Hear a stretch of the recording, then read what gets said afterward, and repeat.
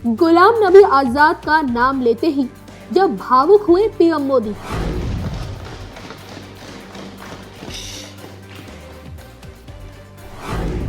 तब देश की संसद से दिखी राजनीति की अद्भुत तस्वीर। अब सिसकियों के निकाले जा रहे हैं सियासी मायने। पीएम मोदी के निश्चल, अविरल और आजाद आंसुओं का क्या कहता है भविष्य? देखिए सिर्फ धर्म ज्ञान पर। मोदी जी के विरोध में राष्ट्र विरोधी मत बने, ये सभी विपक्षी पार्टियों के लिए एक संदेश है। नॉर्मली क्या हो रहा है कि मोदी जी का विरोध करना है, क्योंकि मोदी जी का विरोध किसी भी तरीके से करना है और इनको कोई भी ऐसा मुद्दा मोदी जी ने नहीं दिया है जिस पर ये direct up front Modi ji को उंगली दिखा सकेंगे ये आपने गलत किया। अब जब भी आदमी, कोई व्यक्ति जो है, कोई भी आपका विधेयक आता है, जिस तरीके से पास्ट में 3 विधेयक आए, तीनों विधेयक में आपके विधेयक पारित होने के बाद उस पर एजिटेशन हुआ जी, जो कि कहीं से भी तर्कसंगत नहीं था। लेकिन कायदा क्या है, आज आप देखिएगा संसद में जिन 4 सांसदों की विदाई थी जी, उनमें मैंने माननीय आपके गुलाम नबी आज़ाद जी के बारे में जो मोदी जी ने बोला, that is the great learning for opposition. में लर्निंग की क्या बात है, आप जानना चाहेंगे? देखिए, मोदी जी ने माननीय गुलाम नबी आज़ाद जी की जितनी अच्छाइयाँ थी सब गिनाई। मतलब अगर आप वाकई में देशभक्त हैं, आप वाकई में देश का फेवर चाहते हैं, देश की आवाम का फेवर चाहते हैं, तो आप उन सब अच्छाइयों को देश के सामने उनकी प्रेज़ करें जिससे देश का भला हो रहा है। लेकिन अगर आपकी प्लेट में अगर 10 चीज़ें हैं, 10 में से एक चीज़ आपकी इच्छा की नहीं है, जो आपको नहीं पसंद है, लेकिन 9 चीज़ें जो हैं आपके लिए बहुत अच्छी हैं, लेकिन आप क्या कर रहे हैं एज ए विपक्ष कि आपको मोदी जी का विरोध करना है। आप उसी एक चीज़ को लेकर पूरी आपने प्लेट ही सरका दी कि नहीं, ये तो हमारे काम की नहीं है। भैया, जो 9 पदार्थ हैं आपके लिए, उनका आप आनंद लें, आपकी पूर्ति होगी। 10वां जो आपको पसंद नहीं है उसको निकाल के किनारे कर दें, लेकिन आप पूरी थाली तो नहीं भेज सकते। अभी क्या हो रहा है, वो यही हो रहा है। आज की जो सबसे बड़ी लर्निंग है, जो इस टाइम कोई भी सरकार जो विपक्ष में है उसको इस चीज़ का ख्याल रखना है। अगर वो इस तरीके से हर चीज़ का अपोज करेगी जी, तो जनता जो है आपकी मानसिकता को भली भांति रीड कर रही है और उसका खामियाजा जो है आपको भुगतना पड़ेगा। इस समय जो आपने प्रश्न किया है, इस समय बृहस्पति नीच का जी, और बृहस्पति देवता ग्रह शनि के साथ है। शनि का गुण, शनि दंडाधिकारी हैं और बृहस्पति नीच का होने के कारण आप धर्म के विरुद्ध, राष्ट्र के विरुद्ध कुछ भी ऐसा अगर करेंगे या बोलेंगे तो ये शनि आपको जो है जनता के द्वारा दंड जरूर दिलवाएगा।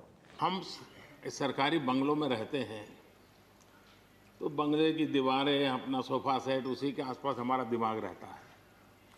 लेकिन गुलाम नबी जी ने उस बंगले में जो बगीचा बनाया है, यानी एक प्रकार से कश्मीर की घाटी की याद दिला दे, ऐसा बगीचा बनाया है। और इसका उनको गर्व भी है, वो समय देते हैं, नई नई चीज़ें जोड़ते हैं और हर बार जब कंपटीशन होती है तो उनका बंगलो नंबर 1 ले आता है। यानी अपने सरकारी जगह को भी कितने प्यार से संभालना, यानी बिल्कुल मन से उन्होंने इसको संभाला है। जब आप मुख्यमंत्री थे, मैं भी एक राज्य का मुख्यमंत्री के नाते काम करता था, हमारी बहुत गहरी निकटता रही इस कार्यकाल में। शायद ही कोई ऐसी घटना मिल सकती है कि जबकि हम दोनों के बीच में कोई संपर्क सेतु न रहा हो। एक बार गुजरात के यात्री, क्योंकि जम्मू कश्मीर में जाने वाले टूरिस्ट में गुजरात बहुत बड़ा नंबर रहता है, और टेररिस्टों ने पर हमला कर दिया। करीब 8 लोग शायद मारे गए। सबसे पहले गुलाम नबी जी का मुझे फोन आया।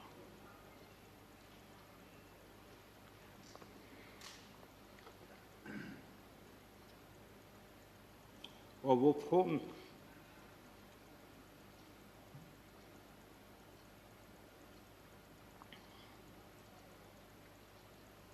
सिर्फ सूचना देने का नहीं था,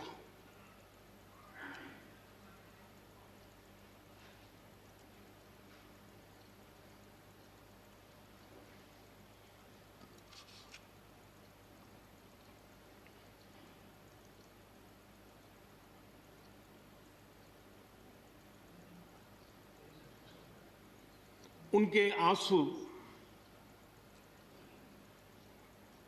रुक नहीं रहे थे।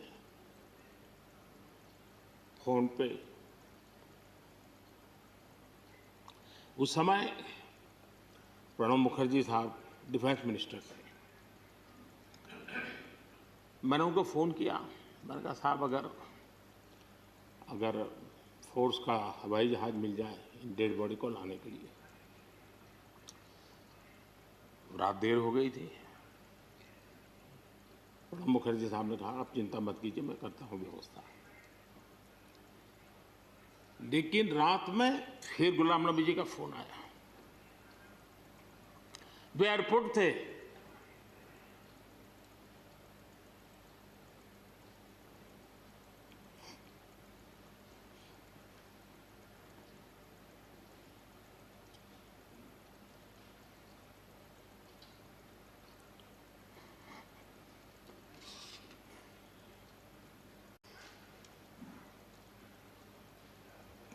एयरपोर्ट से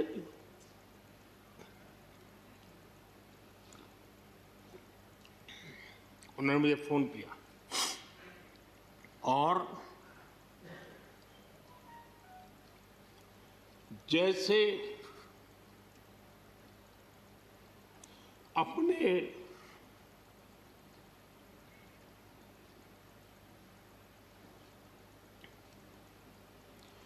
परिवार के सदस्य की चिंता करें,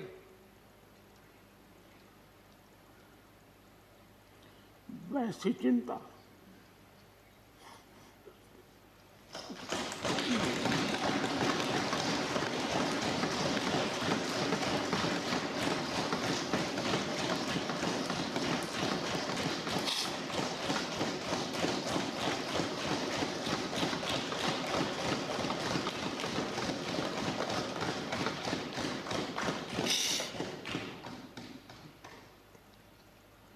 पद, सत्ता जीवन में आती रहती है, लेकिन उसे कैसे पचाना,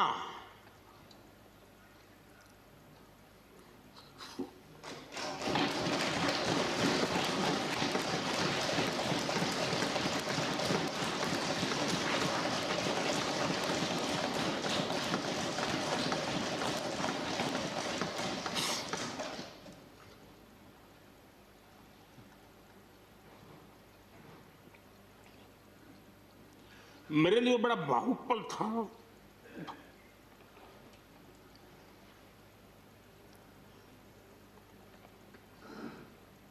दूसरे दिन सुबह फोन आया कि मोदी जी सब लोग पहुंच गए।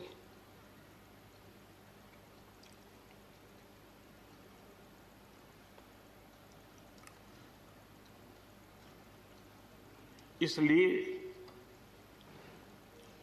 एक मित्र के रूप में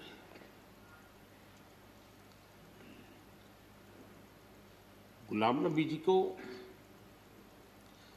घटना और अनुभव के आधार पर मैं आदर करता हूं।